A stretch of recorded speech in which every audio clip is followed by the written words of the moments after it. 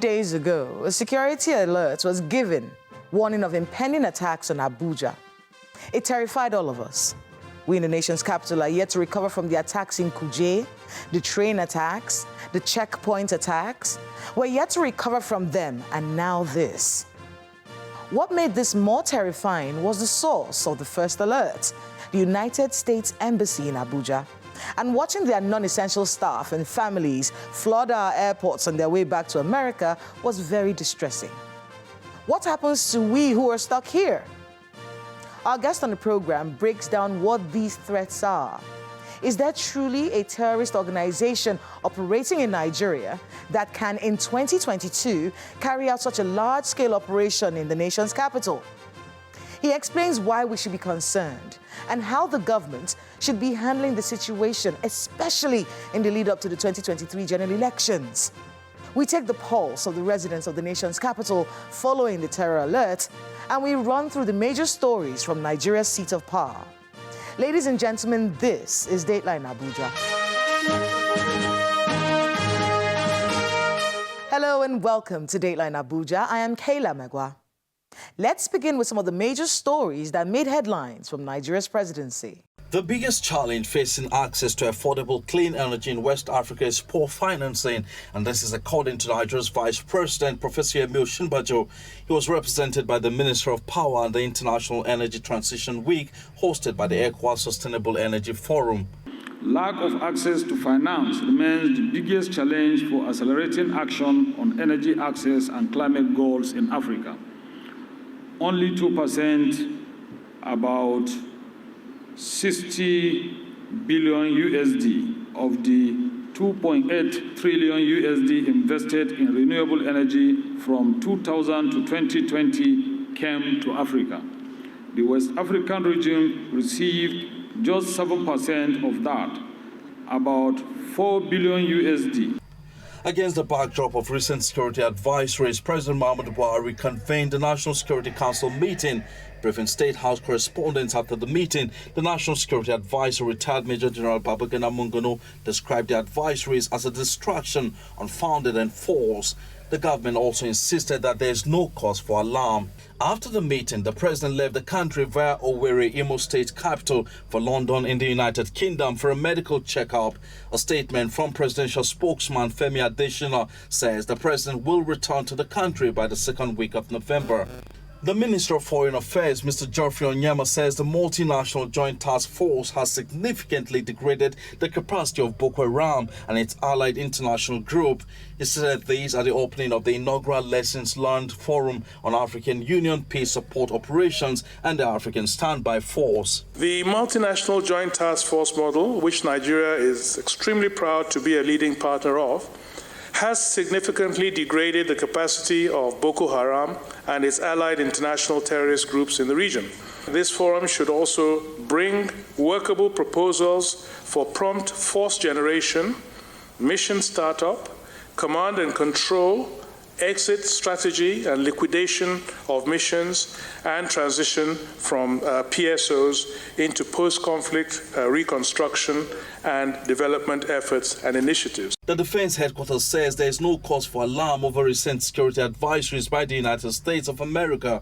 Speaking at the bi-weekly media briefing of the Defense Media Operations, the Director of Defense Media Operations, Major General Musa Danmadami, says over 40 terrorists were neutralized by military troops and a total of 145 other terrorists have surrendered in the last 2 weeks. Troops arrested 27 suspected Boko Haram and Islamic State of West African Province terrorists, neutralized 19 of them, and recovered 1 RPG bomb, 1 GPMG gun, 2 36 hand grenade, 6 AK-47 rifle, and 3 magazine holders. During the period in focus, a total of 145 Boko Haram terrorists and their family, comprising of 30 adult male, 33 adult female, and 82 children, surrendered to troops at different locations within the North-East Theater of Operation. The federal government has approved the variation order in respect of repair works on the East-West Road project affected during the recent flooding occurrences in the Niger Delta.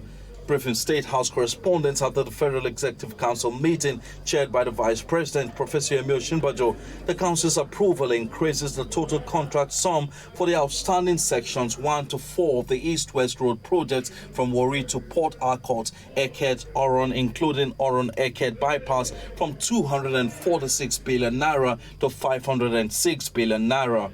The Minister of Humanitarian Affairs, Disaster Management and Social Development, Mrs. Sadia Umar Farouk, has stated that from assessment carried out so far, Bayelsa State is not among the top 10 most affected states by the recent floods. Addressing State House correspondents at a weekly ministerial briefing, Mrs. Umar Farouk disclosed that Jigawa State is the most impacted state by flood in the country. The Vice President, Professor Emil Shinbajo, is urging miners across the country to stick to industry standards and invest in skills acquisition, promising that the federal government will continue to play its part in ensuring an enabling environment for the sector to thrive. He said these at the opening ceremony of the 7th edition of Nigeria's Mining Week and launch of the electronic mining cadastre system. The government will continue to intensify its regulatory and supervisory role in ensuring that mining is held to the highest standards of sustainable development and intergenerational equity. A transaction advisor has been appointed to concession the Ajaokuta Steel Company and the Nigerian Iron Ore Mining Company, Itakpe. The selection process is going on, and our commitment is to break what appears to be a jinx on Ajaokuta Steel Complex and actualize the dream of a vibrant steel sector.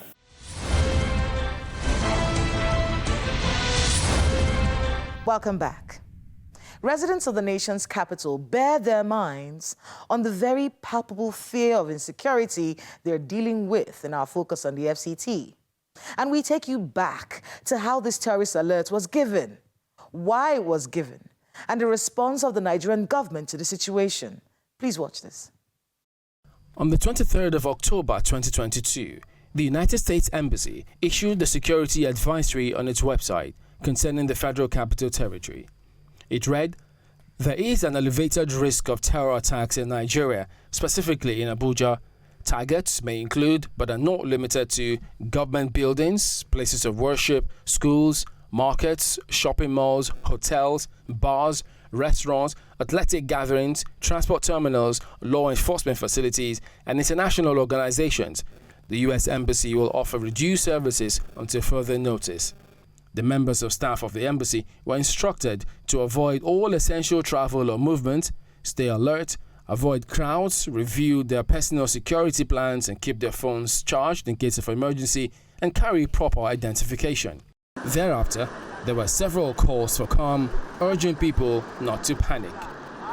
However, residents of the nation's capital are no strangers to security threats and even terrorist attacks.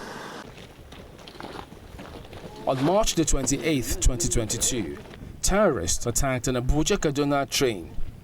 14 people were killed and 63 officially declared abducted.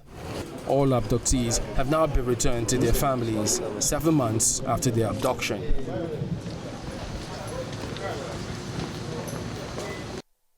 In July of 2022, Boko Haram terrorists stormed an army checkpoint around Zuma Rock, the border between FCT and Niger State. Nigerian security forces are still searching for prisoners who escaped the Kuje Minimum Correctional Facility on July 5, including more than 60 of them who are convicted terrorists. It is pertinent to note that Nigeria has been struggling to secure its prisons. There has been at least 14 prison attacks in 3 years, with over 5,000 inmates escaping. However, no prison break raised as much concern as the July attack in Kuje. Simple, talk to us. So, how are Abuja residents handling these security threats? I feel bad as an indigenous living in Abuja. Anything in security is a call to duty. I felt very, very bad. So it's now up to government to do what it's supposed to do. As an individual, we're supposed to do what we are expected to do to make sure that this thing is not going to happen as actually predicted. I think personally, the way the country is already, everybody is feeling insecure. It might not be something that is real. It might just be a guess, but I think they should have found a way to let those in charge of the security to know, then find a proper way of addressing it. But looking at the situation in Nigeria, at most times, even if you report to the authorities, they don't actually take it serious. So I think maybe they just decided, instead of telling them, they should just make the public know, and everybody should try and watch his or her back. I don't think there's anything can happen. Why do you say so? Because we cannot believe in America. Yes, America cannot come and tell us that there's security alert and we don't know what we are doing. I even heard it in news. Even the Inspector General of Police himself, they're supposed to alert the security agent, not we public. Me and you cannot do anything about terror alert. So that's why this America terror alert, I don't have any confidence on it. The atmosphere in the country, especially in the FCT, has been somewhat tensed in the last few days as many businesses, educational institutions and other concerns shut down following the advisory. The raid by operatives of the Department of State Services in Trademore Estate in Lugbe raised questions. Reports of explosives planted in some part of the nation's capital was later dismissed as false by the FCT Police Command. Beyond calling for calm, President Muhammadu Buhari convened a National Security Council meeting in the wake of these threats. The National Security Advisor, the Director General of the National Intelligence Agency, and the Chief of Defense Staff addressed the media afterwards, saying the situation is under control, urging residents to go about their normal duties. The situation in various areas of the Federal Capital Territory, the situation has been brought under control.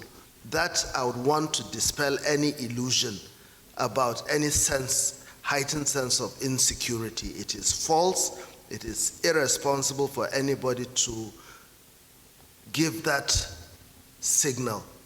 We're working with our foreign partners in a responsible way, and Nigerians should go about their normal daily undertakings without being put in a situation of fear. The armed forces, the police, and other security agencies are working around the clock to ensure that lives and properties of Nigerians are protected. And so far, there's no cause for alarm, and Nigerians should go about their normal duties as the armed forces and all the security agencies are well poised to protect them accordingly. We will continue to engage our partners in the most constructive way. We are indeed actually expanding because this is a demand of the situation of the current times to engage, to expand partnership, foreign partnership, and to work with countries, friends, associates, and to deal with situations, challenges that actually are not common to Nigeria, cross-border issues, and so that our country, our people should remain safe. Meanwhile, the Minister of Defense was at the House of Representatives before the House Committee on Defense, advising the United States Embassy to send such security alerts to the military first before releasing them to the public.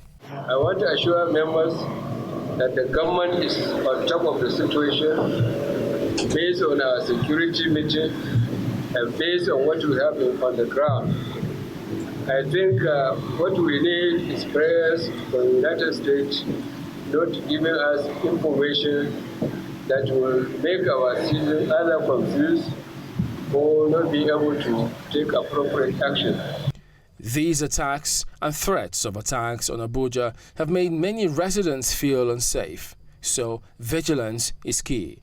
If you see something, say something. The FCT Police has made emergency lines available for relevant distress calls. The Nigerian Army has also set up special call center for information on any untoward activity in your neighborhood.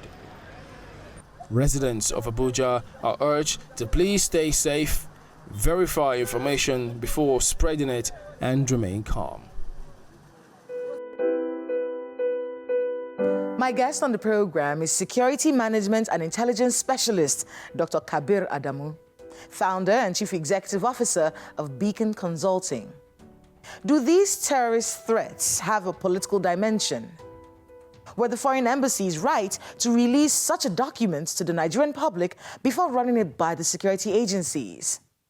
What part do residents play in ensuring the nation's capital is safe? And is the nation's capital truly vulnerable enough for a large-scale attack from terrorists? Please watch this.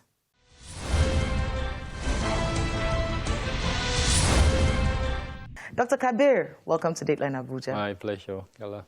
Well, this is it's a very trying time for all of us, especially in the nation's capital. Everyone is very skeptical. I'm scared. I'm always looking over my shoulder. I check on my security guard all the time, to find out what happened during the night. Was there anything suspicious? And it all goes back to this alert that was given by embassies to their staff. Talk to us a little bit about that. And, how do these security alerts come about? They did three things almost in consequential order. The first one is to release the terror alert. The second one is to update their travel advisory, all routine practices. But the third one is not routine usually, which is to order a mandatory evacuation of their non-essential staff and their family members. Now, when that happens, what it says in diplomatic practice is that the capacity of the host state, in this instance Nigeria, to protect that representation is no longer guaranteed. So that had a consequence, first, on other Western embassies that were in Abuja. So the UK followed suit, Canada, Australia, Italy, name them. Followed suit, did the same thing, although most of them did not order a mandatory evacuation, but some of them closed business for a period.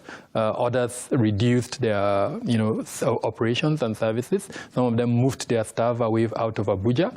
And so that had a consequence on, of course, the host government. I'm actually coming to that. What does that say about the host government in itself? I think the thought in the minds of many Nigerians, myself included, was, why doesn't my country have some sort of alert for me?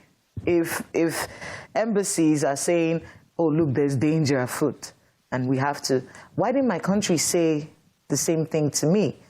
And then over the past few days, we've seen very interesting responses from the Nigerian government. Oh, everything is under control, Mr. Monguno said. The Chief of Defense Staff was actually at a hearing in the National Assembly, and he said they should have given the terror alert to the Nigerian military first, as opposed to releasing it like that and confusing the people.